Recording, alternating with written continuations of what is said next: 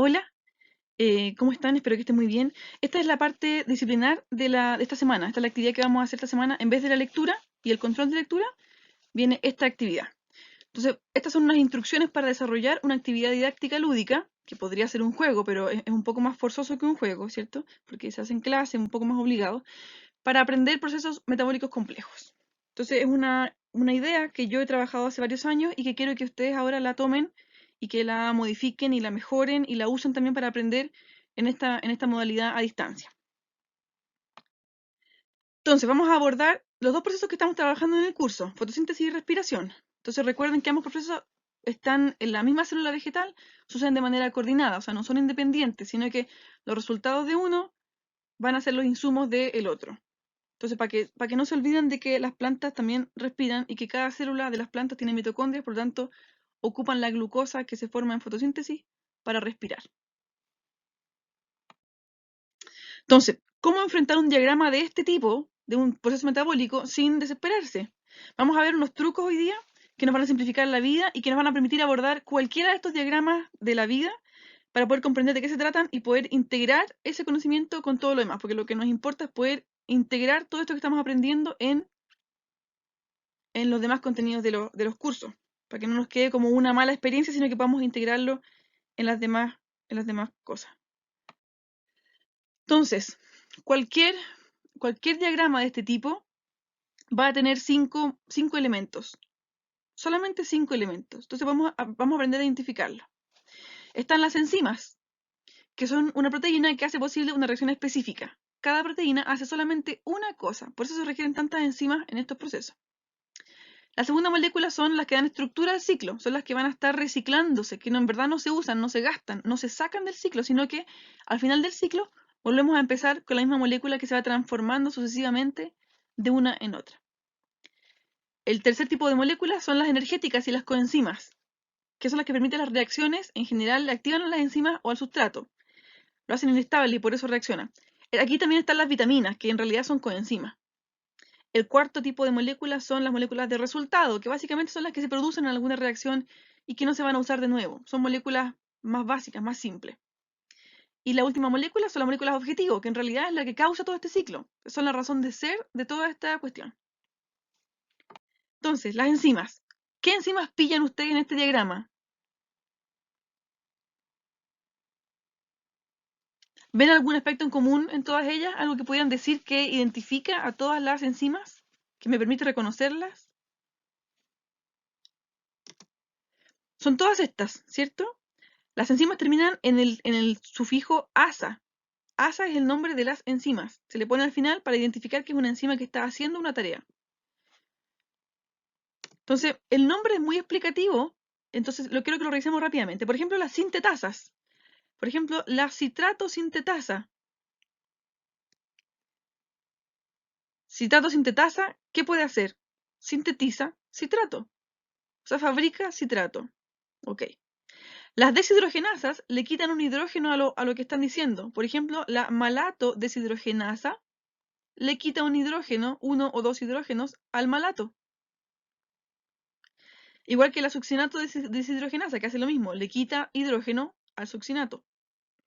Las carboxilasas le pegan un carbono a la molécula que están diciendo. Por ejemplo, la piruvato carboxilasa, que está aquí arriba, esta enzima le pega un carbono al piruvato y transforma una molécula de 3 carbonos en una de 4 carbonos, que es el oxalato.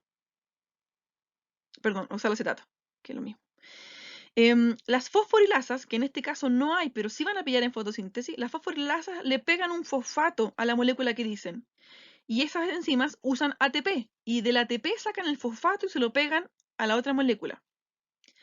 Las fosfatasas, que aquí tampoco hay, pero van a pillar en otros ciclos, en otros metabolismos, le sacan el fosfato a la molécula que están diciendo. Y las demás enzimas, por ejemplo, tienen el nombre de la molécula que están transformando. Por ejemplo, la fumarasa, que tiene el nombre de el fumarato. O sea, la fumarasa transforma fumarato. Listo.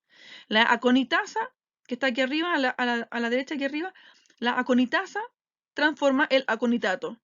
Listo. No hay mucho más que hacer con esto. Y no hay que memorizar ningún nombre de ninguna.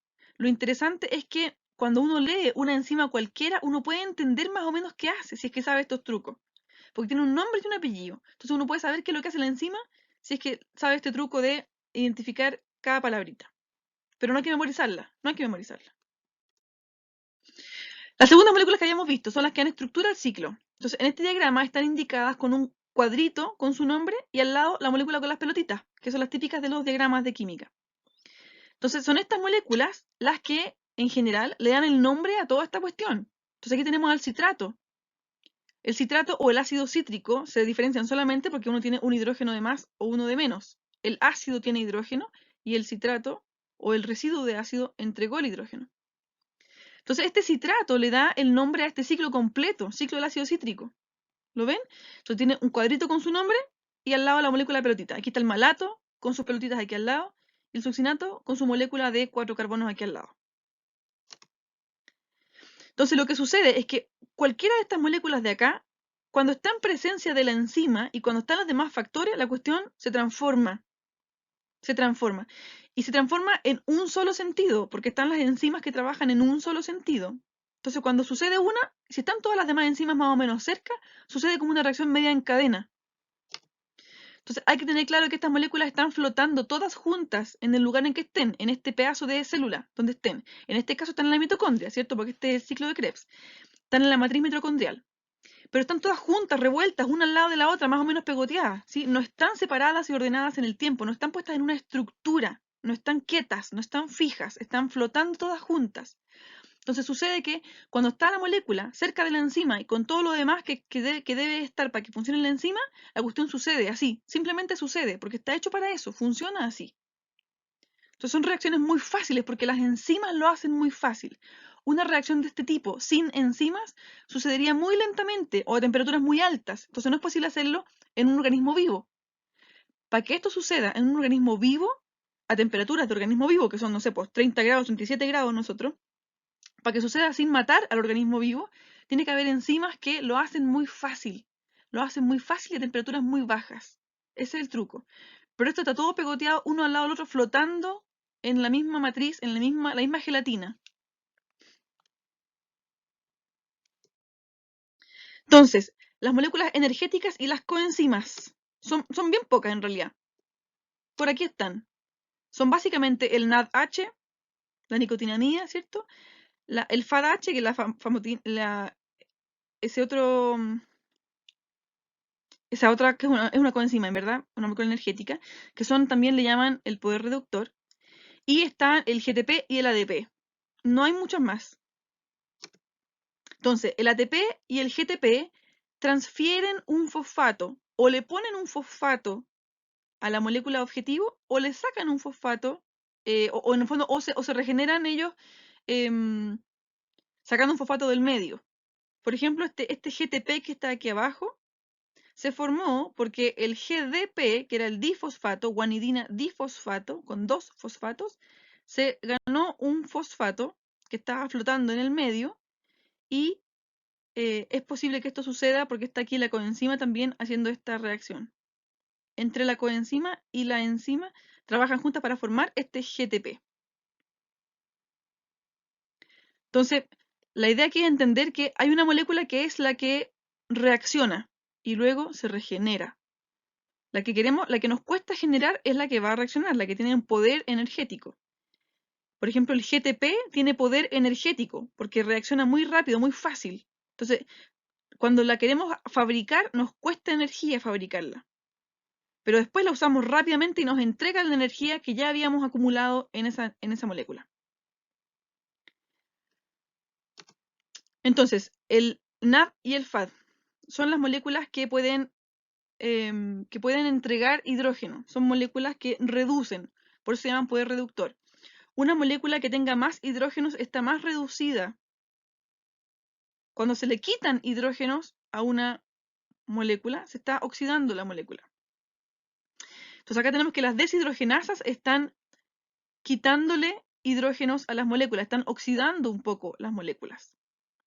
Y aquí, para que esto suceda, por ejemplo, para que la malato deshidrogenasa efectivamente le saque un hidrógeno al malato, tiene que estar presente el NAD, el NAD, listo para captar el hidrógeno. Si no está el NAD en el medio, esto no sucede. Porque no puede quedar flotando el hidrógeno así solo, porque igual es súper reactivo, es un protón, ¿sí? Entonces, en realidad, claro, es un hidrógeno con otra carga. No puede quedar flotando, entonces tiene que estar el mecanismo inmediato para captar ese hidrógeno que queda suelto y mantenerlo quieto, ¿sí? Mantenerlo como fijo.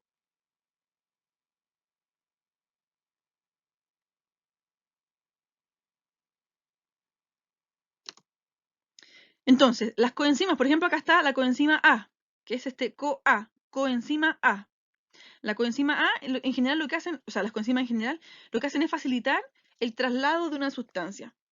Una sustancia que puede ser muy reactiva, es posible de mantenerse más o menos quieta, sin hacer daño o sin hacer cosas que no debe hacer, se mantiene más o menos quieta pegada a una coenzima. Entonces la coenzima es capaz de mantener esta molécula muy reactiva y poder llevarla al sitio activo de la enzima que la va a transformar. Acá tenemos la coenzima A en dos partes. Cuando está junta con un acetilo, el acetil, como el ácido acético, tiene dos carbonos. El acetilo es una molécula, es un radical que tiene dos carbonos, que se le pega a una coenzima A. Entonces, este acetil coenzima A es básicamente un acetilo que está siendo transportado por esta coenzima A al lugar de reacción de la citrato sintetasa. Aquí abajo, por ejemplo, tenemos que la coenzima A está transportando al succinil, que es un grupo radical, como el succinato, de 4 carbonos. Entonces la coenzima A, en este caso, facilita el transporte y la transformación de esta pequeña molécula. Las moléculas de resultado tampoco son muchas y en general son agua o CO2 en todo este metabolismo fáciles. Aquí hay reacciones que requieren agua y hay otras reacciones en las que el agua sale de la molécula. ¿Las pueden ver? Hay reacciones que fijan un CO2 y otras reacciones en las que sale un CO2 de la molécula. ¿Pillaron alguna? Acá, por ejemplo, del citrato, al transformarse al aconitato, se pierde una molécula de agua. O sea, básicamente la diferencia entre un aconitato y un citrato es que el citrato tiene 2 hidrógenos y un oxígeno más que el aconitato. No tiene ninguna otra diferencia. Por ejemplo, miren esto. El fumarato más un agua, una molécula de agua, se transforma en malato. O sea, el malato tiene 2 hidrógenos y un oxígeno más que el fumarato. Ahí entró otra molécula de agua. Y en este ciclo, que es un ciclo conocido por producir CO2, ¿cierto? Como parte de la respiración, aquí se produce el CO2 de la respiración, en el ciclo. ¿Pueden pillar dónde está el CO2 que se produce? Teníamos en un principio una molécula de 3 carbonos, que es el piruvato, que está aquí arriba, y a la primera, al tiro, pierde un CO2. Se transforma de piruvato, 3 carbonos, a acetilo, 2 carbonos. Ya perdió uno. Y entra el acetilo con 2 carbonos al ciclo. Y cuando se transforma de isocitrato a alfa-cetoglutarato, pierde otro CO2. Fíjense que el isocitrato tiene 6 carbonos. 6 carbonos. Y el alfa-cetoglutarato tiene 5 carbonos, porque perdió uno recién, perdió un CO2 recién. Y luego pierde otro CO2. Entonces pasa de 5 carbonos a 4 carbonos. Y eso es todo lo importante. Identificar la cantidad de carbonos que tiene cada molécula de este ciclo, de los metabolismos en general. Entonces identifiquen cuántas reacciones necesitan agua, cuántas reacciones producen agua y cuántas reacciones producen CO2.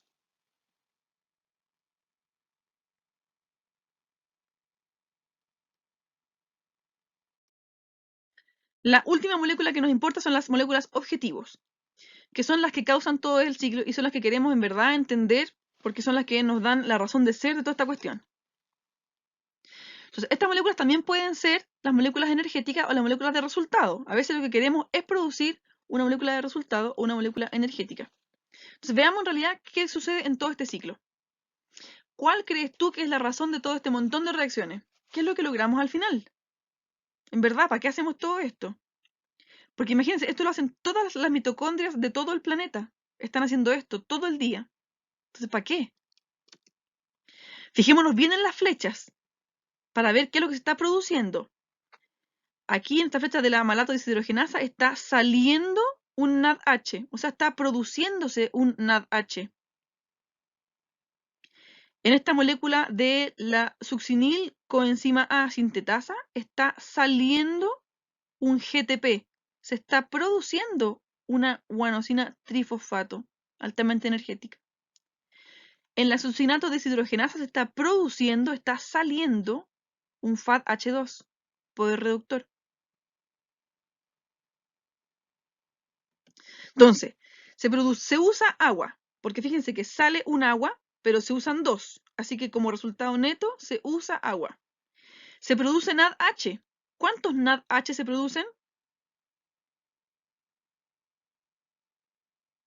Yo cuento 4. No sé cuántos cuentan ustedes. Yo cuento 4. Se produce GTP. ¿Cuántos GTP se produce? Yo veo 1. Se produce FADH2. ¿Cuántos se producen?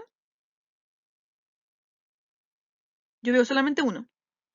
Se produce CO2. ¿Cuánto CO2 se produce?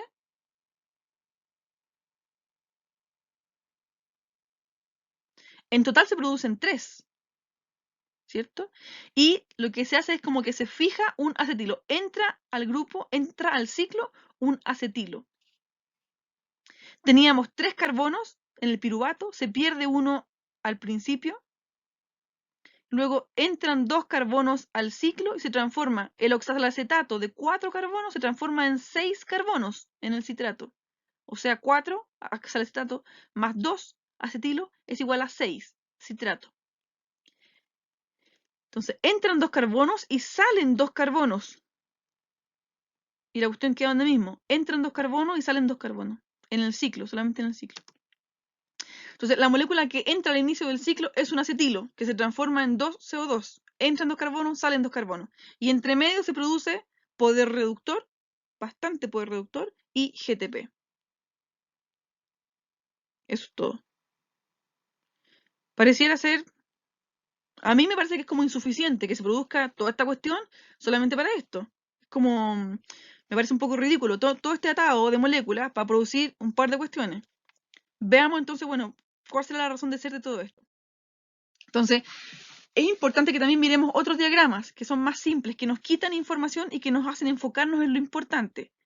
También se corre el riesgo de perderse y buscar cualquier diagrama que sea equivocado o muy incompleto. Pero tenemos que revisarlo, ya sabemos revisarlo. Son solamente 5 tipos de moléculas. Tenemos que buscar las moléculas producidas, las moléculas de resultado, las moléculas energéticas, si son las mismas o no. Se produce NADH, bien. Se produce FADH2, ok. Se produce ahí, en realidad este era un GTP, ¿cierto? No un ATP. La molécula objetivo, ¿qué es lo que entra al ciclo? Ok, teníamos un ácido pirúvico o un piruvato, que es lo mismo. Entra 1 o 3 carbonos, pierde un carbono al tiro, entran 2 carbonos con el acetilo y se pierde 1 y se pierde 2 carbonos. Y las moléculas estructurantes deben ser las mismas, esas y las enzimas. Si no... Ahora, en general, estos diagramas más simples no tienen esta información final de las moléculas estructurantes ni de las enzimas, porque esa es la idea como de simplificar un poco la información. Entonces quedan solamente los esqueletos de las moléculas estructurantes que nos muestran la cantidad de carbono, y lo que nos está diciendo este esquema es básicamente que se pierde carbono para poder hacer circular este montón de moléculas, porque lo que se está produciendo es poder reductor. En realidad, lo que se está produciendo es poder reductor, que no se podría producir si no fuera por este ciclo. Ese es el mensaje. Entonces, miremos esta cuestión de un poco más lejos, porque se produce poder reductor ¿para qué? Miren esto. Se produce poder reductor en el ciclo de Krebs para alimentar esta cajita celeste de transporte de electrones. Se están acumulando aquí, ¿cierto? Todos los poderes reductores. Y el poder reductor pareciera ser que está alimentando algo que de verdad es importante, que es la cadena de transporte de electrones. Entonces pareciera ser que todo está trabajando para la cadena de transporte de electrones. El ciclo de Krebs en sí mismo no sirve. Sirve porque trabaja para la cadena de transporte de electrones. ¿Haciendo qué? Produciendo poder reductor. Entonces, la respiración celular tiene una fase que trabaja para la otra. ¿Sí? Entonces, ¿qué es lo que se quiere hacer con la respiración entonces? ¿Qué es lo que se quiere obtener? Bueno, veamos, porque el ciclo del ácido cítrico lo que hace es producir poder reductor. ¿Haciendo qué? Metiendo 2 carbonos y botando 2 carbonos. En esa vuelta se produce poder reductor. Bueno, ¿para qué? Para que en esta parte, que es la cadena de transporte de electrones, tengamos poder reductor para poder utilizarlo. Fíjense que aquí en la cadena de transporte de electrones estamos utilizando el poder reductor que ya habíamos fabricado. Lo fabricamos en el ciclo del ácido cítrico para usarlo en este otro pedazo del proceso. Bueno, ¿y para qué queremos usar este poder reductor? Porque este poder reductor nos permite acumular protones en el espacio intermembrana. Este espacio intermembrana está lleno de protones, es un lugar muy ácido, muy ácido. ¿Y para qué queremos acumular protones a este lado de la membrana? Porque espérense, nos gastamos toda la glucosa, atención, nos gastamos la glucosa en producir poder reductor. Para eso es. El CO2 es un desecho. Nos gastamos la glucosa en producir poder reductor. ¿Poder reductor para qué? Para poder generar un gradiente de protones. Acumular hidrógeno a este lado de la membrana de la mitocondria. ¿Para qué lo acumulamos? Para que esta máquina funcione. ¿Y esta máquina qué es lo que hace? Produce fichas de energía. Produce ATP. Esta máquina funciona cuando se le pasa un chorro de protones a favor de la gradiente. O sea, se acumulan a este lado de la membrana para poder echar a andar a esta máquina que funciona con ese gradiente de protones, con esa diferencia de concentración. Entonces, nosotros consumimos glucosa solamente para poder producir poder reductor, para poder echar a andar esta máquina. Porque lo que nos interesa es echar a andar esta máquina que fabrica ATP. Y eso es todo. Entonces, ¿cómo transformamos toda esta información en una actividad lúdica para no morir del aburrimiento ni colapsar? Entonces vamos a ver la respiración en este ejercicio, pero tú tienes que hacer lo mismo con la fotosíntesis. Esa es la tarea. ¿Ya? Como un curso de biología vegetal, yo te muestro la respiración, que debieran haberla visto en el curso anterior, pero la repasamos ahora, y ustedes se encargan de hacer lo mismo con la fotosíntesis, para que puedan aplicar esta metodología y efectivamente ver si funciona con la fotosíntesis. Entonces, hay que definir los roles de los participantes. ¿Qué van a hacer? ¿Qué son? Van a ser enzimas. Los participantes van a ser enzimas. Hay que conocer las tareas de los participantes. ¿Qué es lo que van a hacer? Bueno, entonces las enzimas hacen transformaciones de los sustratos. Básicamente van a transformar una molécula en otra. Y para eso necesitan un sustrato para transformarlo y algunos factores quizás, alguna coenzima o alguna molécula energética, dependiendo de cada personaje. Entonces tenemos que tener súper claro cuál sustrato y cuál factor requiere cada jugador. Y en esto va el aprendizaje, porque es una forma de memorizar, pero menos agotadora.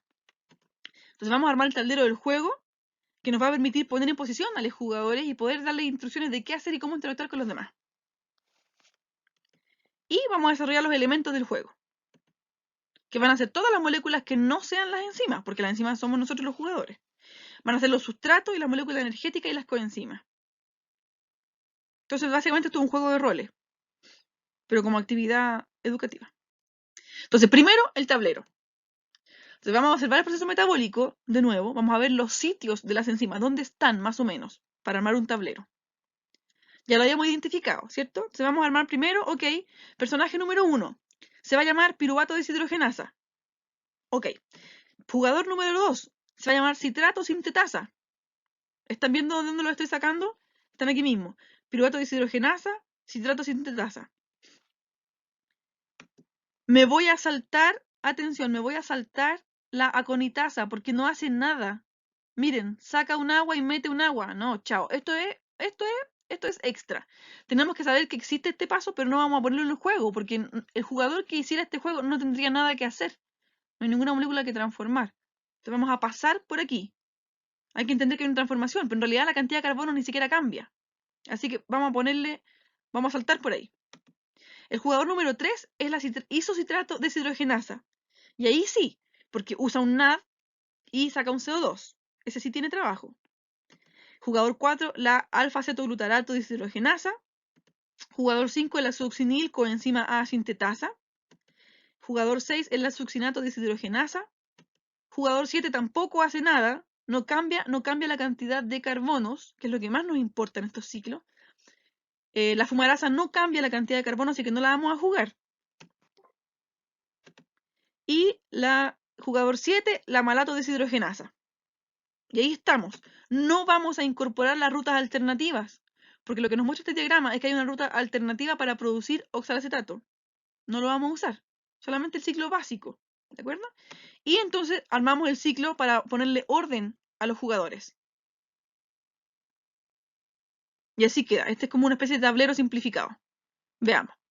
Entonces vamos a hacer un tablero del tamaño que queramos, una hoja carta, mínimo una hoja carta creo yo, para que nos quede fácil, para que podamos mover las moléculas en cada sitio. ¿Ya? Entonces recuerden que ustedes no tienen que hacer este tablero, tienen que hacer un tablero para la fotosíntesis. Entonces, vamos a identificar las tareas de cada jugador. ¿Ya? Por ejemplo, jugador 1. El jugador 1 requiere piruvato, o sea, 3 carbonos, y un NAD dispuesto a captar hidrógeno, perdón. Y también requiere una coenzima A lista para funcionar. Ok. Y ese jugador 1 va a pasarle lo que produzca, que es un acetil-CoA, se lo va a pasar al jugador 2. Y el jugador 2, que es la citrato sintetasa, requiere el acetil coenzima A, que acaba de fabricar el número 1, más el oxalacetato, que tiene 4 carbonos. Entonces el jugador 2 tiene que pedirle al jugador 1 que le entregue lo que produjo y además tomar el oxalacetato. Y con eso juega. Y con eso le pasa al jugador 3 este isocitrato. Y el jugador 3 va a tener que hacer lo que tiene que hacer esa enzima, que es sacarle un CO2 a la molécula y pasársela al jugador número 4. Y así sucesivamente. Los elementos del juego. Vamos a armar moléculas reales para poder tomarlas con las manos, ¿ya? Es importante que veamos las pelotitas, que las toquemos, que juguemos con ellas, para que el cuerpo también esté aprendiendo. Es más fácil así. Entonces como nosotros somos enzimas, vamos a jugar con una molécula más o menos real, ¿ya? Entonces, yo les recomiendo hacer varias moléculas de cada tipo. Y es parte del aprendizaje de ustedes que vean más o menos cuántas moléculas se requieren para hacer una vuelta al ciclo. Entonces háganlo primero una, pero cuando vean que les hace falta otra, bueno, van a tener que hacer más moléculas. Entonces, primero vamos a decidir cuáles son las moléculas más pequeñas. No importa mucho el color, pero tienen que ser constantes durante todo el juego. No pueden cambiar de color a la mitad de las moléculas, ¿de acuerdo? Y idealmente yo les recomiendo que usen los colores que se usan en los diagramas de moléculas, que ya vimos, por ejemplo, en el diagrama del ciclo, ¿cierto? Tienen un color específico los átomos. Entonces, les recomiendo eso. Si no se puede, bueno, háganlo como lo hice yo, que básicamente es un poco de trampa, pero funciona igual. Entonces, en este juego yo usé el cuadrado rojo como un grupo fosfato, es un P. Cuando se transfiere un P, yo transfiero un cuadrado rojo. El cuadrado gris es el hidrógeno, que también se le puede pegar al FAD y al NAD, por ejemplo. El círculo rojo es oxígeno, que es un clásico. Y el círculo azul, que yo quería que fuera negro, pero no tenía cartulina negra, entonces filo lo hice azul, es el carbono. Entonces, después vamos a armar algunas moléculas de carbono. Entonces, seguro que hay que armar CO2 o alguna otra molécula de 3, 4, 5 o 6 carbonos. Ahí ven ustedes qué moléculas requieren para la fotosíntesis. Entonces, fíjense que solo tienen que armar la primera molécula del ciclo. Entonces, ¿cuál es la molécula que tienen que armar para la fotosíntesis? ¿Con qué molécula se inicia el ciclo? Porque consideren que las demás moléculas se van a formar en la medida en que cada jugador juegue. Cada jugador encima va a ir armando la molécula siguiente. Entonces hay que armar solamente la primera. Y después jugar y armar las demás. Y ver cómo se transforma una en la otra. Eso es lo que necesito que vean. Entonces también tenemos que armar las moléculas energéticas o los cofactores. Por ejemplo, acá tenemos arriba, en el cuadrado amarillo, es un ATP, que tiene 3P. ¿Se acuerdan que el P era el cuadrado rojo, el fosfato? Entonces acá hay una adenosina con 3 fosfatos. ¿Ya? Y al lado está el ADP con 2 fosfatos más un fosfato. Entonces esa reacción se revierte porque es una molécula que se recicla. Igual que abajo, la molécula de NADH, ¿sí? La nicotinamida dinucleótido. Entonces está el NADH, el NAD con su H, y al lado está el NAD y el H al lado. También una reacción reversible. ¿Ya? Entonces, ya tenemos el tablero y los elementos y ahora hay que jugar. Claramente, sería fantástico que ustedes consigan gente que los apañe en este juego. Sin embargo, está pensado para que puedan jugar solos y con que hagan una vuelta o 2 vueltas ya van a estar suficientemente entrenados para identificar también qué es lo que está pasando. Debiera funcionar más o menos así. Entonces, igual pueden jugarlo solos, no es tampoco un juego tan eterno, encuentro yo. Entonces, tenemos el tablero con los 7 personajes, 7 jugadores. Y tenemos los elementos, que ustedes ya recortaron los papelitos. Si no tienen papel de color, no hay ningún drama. Pueden pintar papelitos blancos, da lo mismo, o le ponen la letra del elemento. No hay ningún drama. O sea, si tienen un cuadradito blanco, le ponen una P. Listo, ese es el fosfato. No hay ningún problema. Ingénienselas para que no se les confundan nomás. Eso es todo lo importante, que no se confundan. Entonces, el juego comienza con el jugador 1, por supuesto, que toma los sustratos y las moléculas iniciales y luego las hace correr hacia el lado. Entonces, el jugador 1 tiene que tener sus elementos y tiene que saber qué hacer.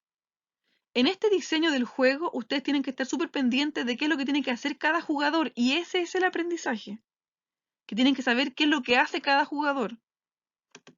Entonces, cuando el jugador termine su tarea, le toca al jugador siguiente, que va a recibir lo que el otro ya hizo, más alguna otra cosa que necesite. ¿Sí? Entonces, por ejemplo, ¿qué hace el jugador 2? Lo habíamos visto, ¿cierto? El jugador 2 recibe lo que el 1 hizo. Lo que el 1 hizo es el acetilcoenzima A. Entonces, el 2 recibe el acetilcoenzima A que fabricó el jugador 1 y recibe el oxalocetato. Y transforma eso en un citrato. Esa es la pega del jugador 2. El jugador 2 hace eso todo el rato. Siempre que tenga las moléculas disponibles, va a hacer esa pega y solamente esa pega. Porque las enzimas hacen solamente una cosa. Entonces, eso es todo. Entonces, espero que ustedes puedan usar esta misma metodología para tomar los diagramas de la fotosíntesis y armar un juego, un diagrama, una simplificación de todo el metabolismo parecido con la fotosíntesis. Entonces, cualquier cosa, escriban y pregunten todas sus dudas. Nos vemos pronto.